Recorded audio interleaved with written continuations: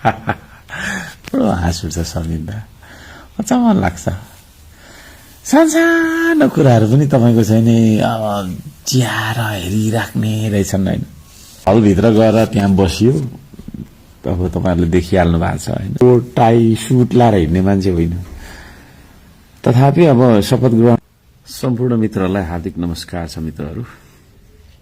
हिजो शपथ ग्रहणको दिन थियो र गइयो शपथ ग्रहणमा गएको। त्यहाँनिर थुप्रै पत्रकारहरू चाहिँ मेरो विरुद्धमा परिचालित भइराखेका रहेछन् भन्ने कुरा तपाईको त्यहाँबाट फर्केपछि बेलुकी पख मलाई पुरै महसुस भयो।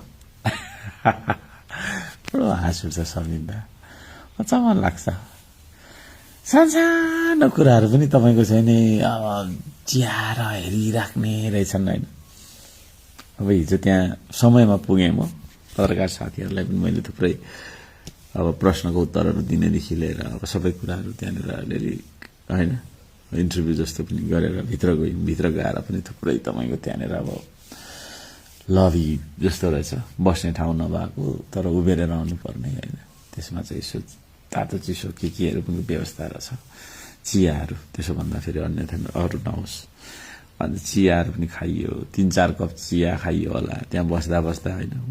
पानी खाइयो होला, शौचालय पनि गइयो होला 2-3 चोटि कि कतिचोटि 2 चोटि गइयो क्या हो। तिनीहरू पनि देख्यो होला पत्रकारले, त्यो पनि खोइ के अरे त्यसको चाहिँ समाचार कहिले आउँछ पनि त। अनि हलभित्र गएर त्यहाँ बसियो, अब तपाईँहरूले देखिहाल्नु भएको छ होइन। त्यहाँ सिट प्लानिङ गरेर छ, राप्रपाको साथीहरूसँग बस्नुपर्ने। अब ज्ञानेन्द्र साईजीसँग बस्नुपर्ने। अनि त्यो क्रममा अब पर्खिँदा होइन, अब मोबाइल हेरेको, स्टेटस लेख्यो भनेर एउटा समाचार आएको रहेछ। तर ती मान्छेहरूले फेरि हाम्रो बालनजी र रविजीको कारणले गर्दाखेरि त्यो मिटिङ ढिलो भएको होइन, हामीलाई त शपथ ग्रहण ढिलो भएको भन्ने कुरा चाहिँ फेरि लेख्नु भएन।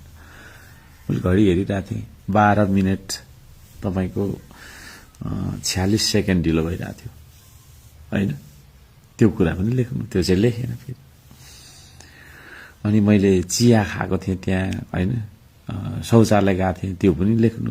बस्दा बस्दा त्यहाँनिर निन्द्रा लागिरहेको थियो होइन।